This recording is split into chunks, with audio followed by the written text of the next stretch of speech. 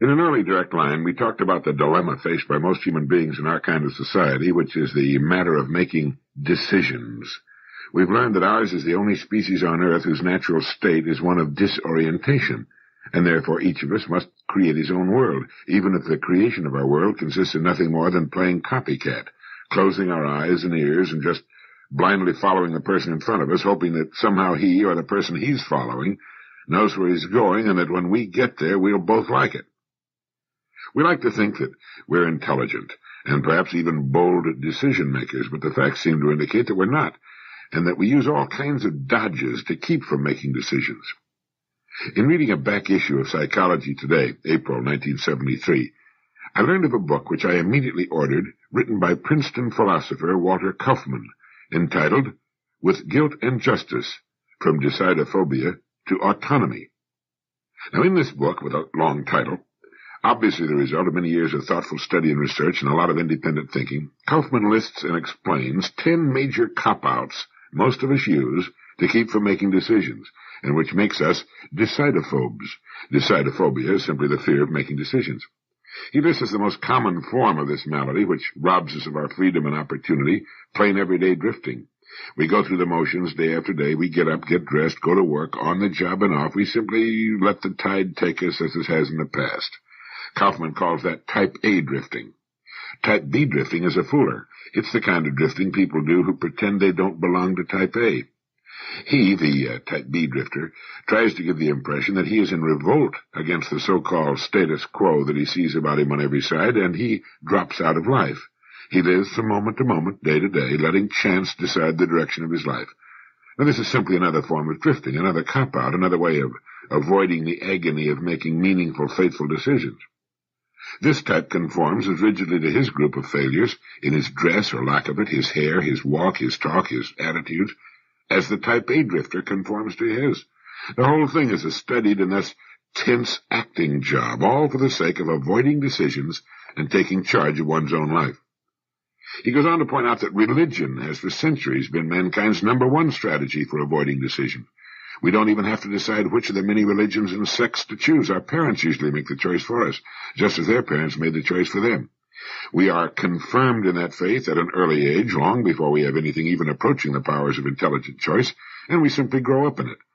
Now we have all the shall-nots and shalls we need, and every week we have an official of our faith to tell us what we should be doing and how we should be living our lives. Now, this is not always the case, of course. Many people have chosen their own religions for important reasons and have found meaning and satisfaction in doing so. But the great multitude simply moves up another notch on the generation bracket, just as it does with its political party and other prejudices. After religion comes the Type A and Type B drifters that I mentioned. Incidentally, it seems that in order to be a drifter, many people require a regular supply of alcohol, drugs, or tranquilizers to keep their minds below the threshold of the window through which they might get a clear view of themselves and their meaningless lives. Kaufmann refers to these people as being inauthentic. And it seems that when just plain drifting brings about a feeling of hopelessness, this type will join a movement of some kind. When a person lacks identity within himself, he will often strive to find it in an organization of some sort which will take over the decision-making role. But do as I've done. Order the book and read it. It'll give you a much clearer insight into your decisions of the past, and you'll recall that it's by examining our decisions that we can come to know ourselves. What we're seeking, as Professor Kaufmann of Princeton points out, is autonomy, authenticity as sovereign persons. An autonomous person avoids all 10 strategies. He does not treat his own conclusions and decisions as authoritative or necessarily best, but chooses with his eyes open and then keeps them open, Kaufmann says. He has the courage to admit that he may be wrong, even about matters of the greatest importance. He objects to the 10 strategies in the book, not on account of their supposed psychological origins, but because they preclude uninhibited self-criticism. Now, there are some well-known people who've resisted all 10 strategies and lived autonomous lives. The most outstanding examples from the long history of Western philosophy are Socrates and Nietzsche. And Kaufmann cites as a perfect modern example of the completely autonomous person, one who exhibits the most awesome courage, Alexander Solzhenitsyn. Rarely has it been so difficult for any man to stand alone, utterly alone, without any prop of any kind.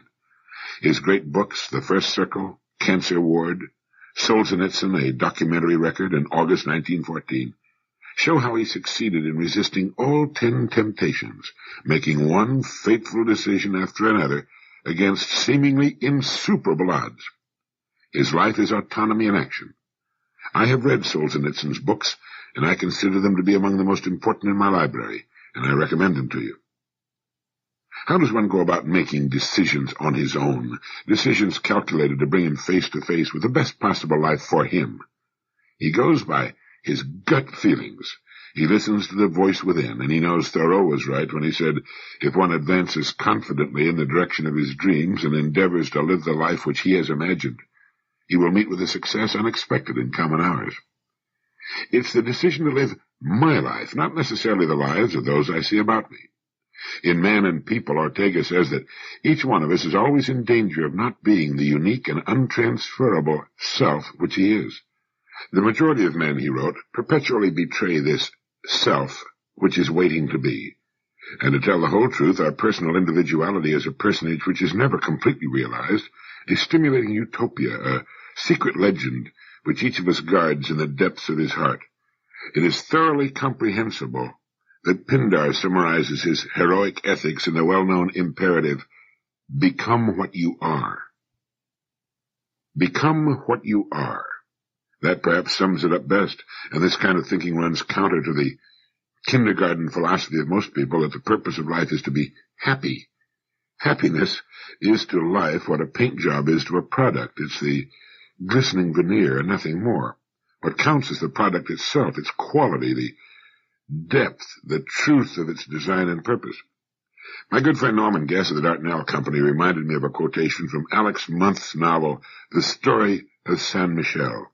It was published back in 1929 and was the book that started the vogue and success of the many doctor books, movies, soap operas, and television programs since. But in it there appears this line: a man can stand a lot as long as he can stand himself.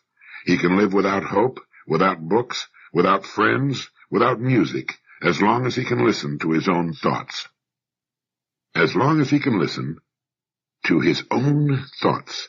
And it's on those thoughts that we should act. There is often pain in that, the birth pains of new birth, and perhaps an occasional sensation of falling, of being unsupported. It means not sitting and wallowing in our old beliefs, but moving out of them into new, fresh territory. It means asking the question, am I living by my standards, or by the standards of those about me? And are they living by their own standards, or the standards of those about them? It's possible that we've all been wrong. Soren Kierkegaard wrote, the greatest danger, that of losing one's own self, may pass off quietly as if it were nothing. Every other loss, that of an arm, a leg, $5, and so forth, is sure to be noticed. That was written more than 100 years ago. The whole idea is to become a winner as opposed to becoming a loser. But just who is a winner, and what do we mean by losing? There's a marvelous little paperback titled Born to Win by James and Jongward, former students of Dr. Eric Byrne of transactional analysis fame. You probably read his book, Games People Play. But they've got a very good definition of what we mean by winners and losers. They point out that each human being is born as something new, something that never existed before. He's born with what he needs to win at life. Each person in his own way can see, hear, touch, taste, and think for himself. Each has his own unique potentials, his capabilities and limitations. Each can be a significant, thinking, aware, and creatively productive person in his own right, a winner. When we refer to a person as a winner, we do not mean one who beats the other guy by winning over him and making him lose. To us, a winner is one who responds authentically by being credible, trustworthy, responsive, and genuine, both as an individual and as a member of society, they write. A loser is one who fails to respond authentically.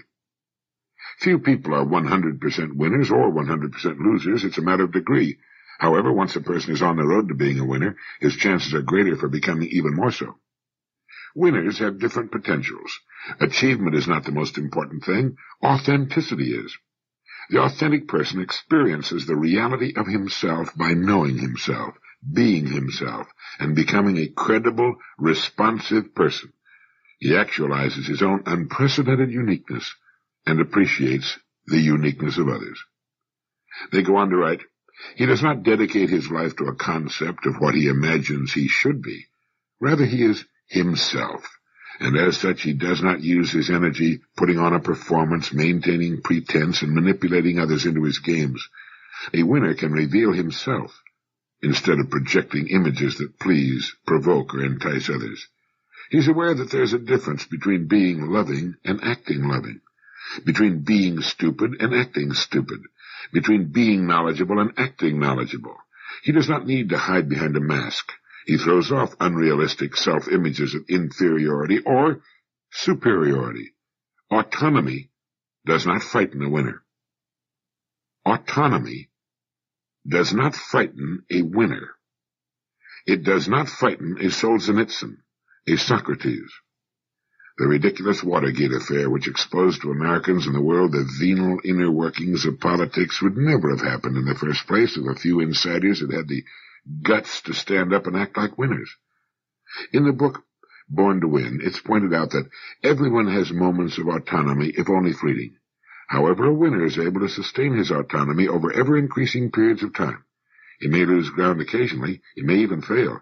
Yet in spite of setbacks, a winner maintains a basic faith in himself. A winner is not afraid to do his own thinking and to use his own knowledge. He can separate facts from opinion and doesn't pretend to have all the answers. He listens to others, evaluates what they say, but comes to his own conclusions. And while he can admire and respect other people, he's not totally defined, demolished, bound, or awed by them. A winner does not play helpless, nor does he play the blaming game. Instead, he assumes responsibility for his own life. He does not give others a false authority over him. He's his own boss and knows it. A winner's timing is right. He responds appropriately to the situation. His response is appropriate when it is related to the message sent and preserves the significance, worth, well-being, and dignity of the people involved. He knows that for everything there is a season, and for every activity a time to be aggressive and a time to be passive, a time to be together and a time to be alone, a time to fight and a time to love, a time to work and a time to play, a time to cry and a time to laugh, a time to confront and a time to withdraw, a time to speak and a time to be silent, a time to hurry and a time to wait. In describing losers, James and John would write, although people are born to win, they're also born helpless and totally dependent on their environment. Winners successfully make the transition from total helplessness to independence, and then to interdependence. Losers do not. Somewhere along the line, they begin to avoid becoming self-responsible. Their winning or losing is influenced by what happens to them in childhood. A lack of response to dependency needs, poor nutrition, brutality, unhappy relationships, disease, continuing disappointment, inadequate physical care, and traumatic events are among the many experiences that contribute to making people losers. Such experiences interrupt, deter, or prevent the normal progress toward autonomy and self-actualization. To cope with negative experiences, a child learns to manipulate himself and others, and these manipulative techniques are hard to give up later in life and often become set patterns. A winner works to shed them. A loser hangs on to them. Some losers speak of themselves as successful but anxious, successful but trapped, or successful but unhappy. Others speak of themselves as totally beaten, without purpose, unable to move, half dead, or bored to death. A loser may not recognize that, for the most part, he's been building his own cage and digging his own grave, and is a bore to himself. A loser seldom lives in the present. He destroys the present by occupying his mind with past memories or future expectations. When the loser lives in the past, he dwells on the good old days or his past misfortunes. Nostalgically, he either clings to the way things used to be or bemoans his bad luck. He feels sorry for himself and shifts the responsibility for his unsatisfactory life onto others. Blaming others and excusing himself are often part of his games. A loser who lives in the past may lament, if only I'd married someone else, if only I had a different job, if only I'd finished school, if only I'd been handsome or beautiful, if only my spouse had stopped drinking, if only I'd been born rich, if only I'd had better parents. They go on to describe other characteristics of the loser, such as trying to live in the future or worrying about future catastrophes. It's a book worth getting and adding to your library. I think every member of your family will enjoy reading it. It helps determine whether we're among the winners or losers, and more importantly, what to do if we find ourselves in the wrong camp. The key word in our thinking and our conduct, in our goals and in our lives is authenticity. We need to become what we are.